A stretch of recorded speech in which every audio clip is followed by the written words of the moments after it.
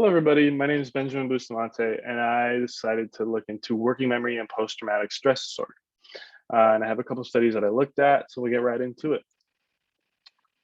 So the first study I looked at, first work of research that I looked at was emotional working capacity in post-traumatic stress disorder by Schweizer and Dalgleish in 2011. So what was asked? The researchers were kind of familiar with findings that suggested that individuals with common mental health problems in general had difficulties with certain mental functions. They had also, in conjunction with this, found previous research that had found a link between lower working memory capacity, or WMC, as we'll refer to it as we go along, and less ability to resist emotionally intrusive thoughts, which is kind of consistent with PTSD. One of the common symptoms in that is that people with PTSD have trouble kind of resisting or have trouble with recurring intrusive thoughts. And so they looked at that research and they were interested in kind of extending what had been done, because this previous research had done an assessment of working memory capacity that had used neutral measures to assess it, and they wanted to look kind of more into the emotional aspect of working memory capacity. And so they developed their own measure and measured emotional working memory capacity, which we'll refer to as the WMC as we go along as well. And so there was that, and it was also motivated by quite a few different findings. A couple of those central findings that they had were that they had also found research that had showed that there was some growing amount of research around the idea that partially and fully recovered individuals that had PTSD or were recovering from PTSD, having PTSD, had significant biases on a range of cognitive measures that have been measured in processing trauma-related material related to their trauma.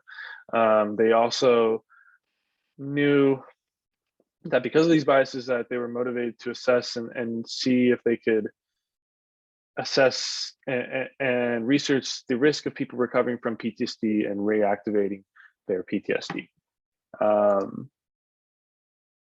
And so their hypothesis from this was that trauma survivors with a history of PTSD at some point in their lifetime would show impaired working memory capacity in their emotional working memory capacity reading span task compared to trauma survivors that never developed PTSD. And the emotional working memory capacity reading span task is something I'll get into right in a second, but it's basically a measure that they created themselves to assess that emotional working memory capacity through a certain reading test that they had created. So like I said, I'll get right into it now. To start, they had a range of participants from a range of different age groups that ranged from 17 to 65. In total, there were 60 participants, and they were made up of two groups. So there was the PTSD group, which is pretty self-explanatory. It's a group of participants that had PTSD or actively have PTSD. So the PTSD group itself was made up of two different subgroups, to be clear. There was participants that they considered to be lifetime PTSD, which were people that had PTSD at some point in their life, but were not necessarily affected by it anymore. And then they had another subgroup within the PTSD group that were participants that actively had PTSD at the time of the study. And then that was compared to a control group of people that had been also exposed to pretty similar traumatic experiences, but these participants in the control group did not develop any sort of PTSD or PTSD symptoms. So two distinct groups, both exposed to trauma in some way, similar traumatic experiences, but one had or has PTSD at the moment of the study, and the other one just went through the traumatic experience, but does not have any sort of PTSD, never developed it. And so, so they developed what was called the emotional working memory capacity reading span task. And so what this was, there was a big memory component to this. Obviously, we're looking kind of at working memory. Basically, participants were given 4 to 7 sentences They were told they needed to remember a nonsensical word that was included in each of these sentences um, after they had been given either 4, 5, 6, or 7 sentences to read and remember. On top of having to remember the nonsensical word, they also needed to remember a letter that was shown at the same time as the sentence that was separate from the sentence.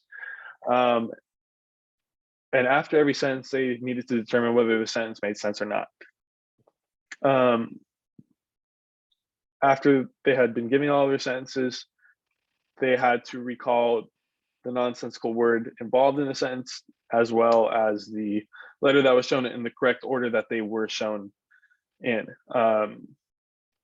Examples of like a nonsensical sentence that they cited in their research as being one of the sentences that they gave was a sentence like, "I often carpet feel like a meaningless object, not a person." Obviously, the word carpet doesn't belong in that sentence, doesn't make sense in that sentence. So that'd be an example of a word that needed to be remembered as carpet. And maybe along with that sentence, at the same time, there maybe was the letter A shown at the same time. So they would need to remember carpet and the letter A as part of one of the sentences that was shown in whatever order that was shown. So maybe that was the first sentence that was shown. So they need to remember that first comes carpet and the letter A. But yeah, and then also a big part of this was that there was neutral sentences that were shown, and then there were sentences that had emotional meaning to them, meanings that were kind of relevant to these people's experiences.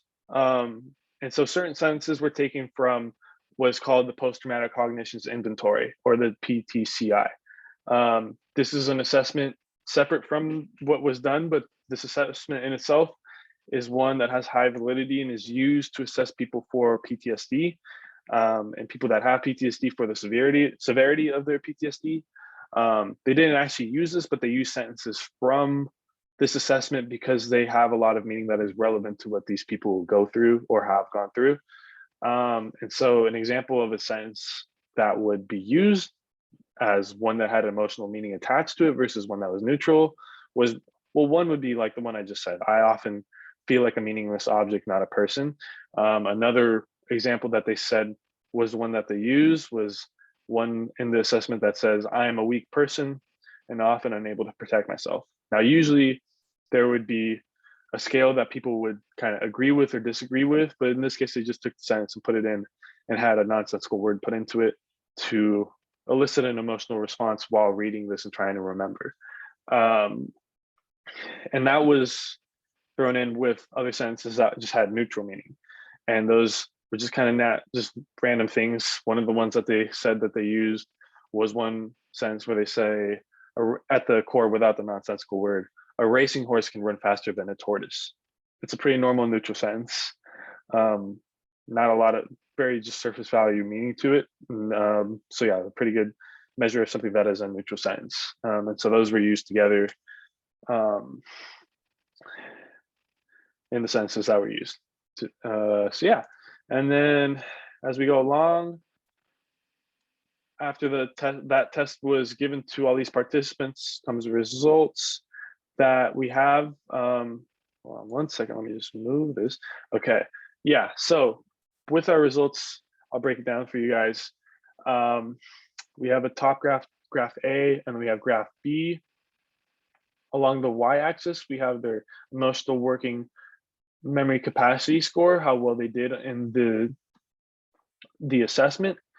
And then on the x-axis from left to right, we have the numbers 4, 5, 6, and 7, and these vertical bar graphs in each of these subcategories. The 4, 5, 6, and 7 represent the number of sentences that were given. Remember, they were given either 4 to 7 sentences. So the one farthest to the left represents working memory capacity scores from participants that were given 4 sentences to remember a word and a letter from. 5. The next one from the left is people that remember 5 sentences, and so on and so forth until you get to 7 sentences at the furthest right. When we look at the striped line vertical bar that has horizontal striped lines going through it, that would be participants that have PTSD, and that's compared to these dark black, solid black vertical lines, which represented the control group. Now, there's two different graphs, and so both of them are comparing PTSD to the control group. In graph A, the barred line represents PTSD patients from the subgroup of participants that had previously had PTSD. So PTSD stands for LT stands for lifetime. For participants that had what they consider lifetime PTSD, or they had PTSD in the past, but no longer had PTSD anymore. And then on the bottom on graph B, we have the barred line represents PTSD-C, PTSD currently. And so these are participants that actively have, that was a subgroup of PTSD participants that actively have PTSD at the time of the study.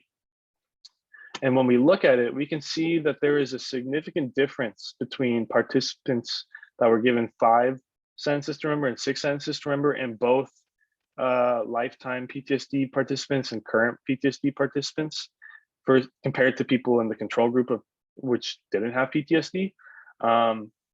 We can see as well that in both graphs, A and B, when given easier and harder tasks, where they were either given 4 sentences to remember or 7 sentences to remember, so barely the easiest and the hardest conditions to be put in, there was a lot less variability in their working memory performance. But we see in those middle ones that were about even in their difficulty, that there is a really significant difference in the performance of people with PTSD's emotional working memory capacity versus those that don't have PTSD. The biggest difference we can see is with participants that were given 5 sentences. There's still a pretty considerable difference with participants that were given 6 sentences, but participants that were given 5 sentences show a great level of variability when it comes to their emotional working memory capacity between people with PTSD and people that do not have PTSD. And so ultimately, these findings suggest that individuals that have had PTSD or actively have PTSD are at a greater disadvantage when it comes to working memory capacity deficits and emotional context compared to others. Their findings can be seen to support their hypothesis. They did find that there was a lot of working memory capacity deficits in people that had PTSD. But it's important to note that this was the first kind of study. This was the first time they used this measure. They developed this measure, and it was with somewhat of a smaller sample size. And so I would imagine need to be more research done to back what they had found. And then the second study I looked at was the association between working memory and re-experiencing symptoms of PTSD by Matthew et al. This is a pretty recent study that happened and was published in 2022. So what was asked here was pretty similar, pretty consistent with everything has been describing. They wanted to evaluate the link between working memory and PTSD. And with this, there was previous research that they had found that suggested a link between working memory, I got the sentences mixed up. Previous research that had suggested deficits in working memory led to intrusive thoughts that PTSD patients had.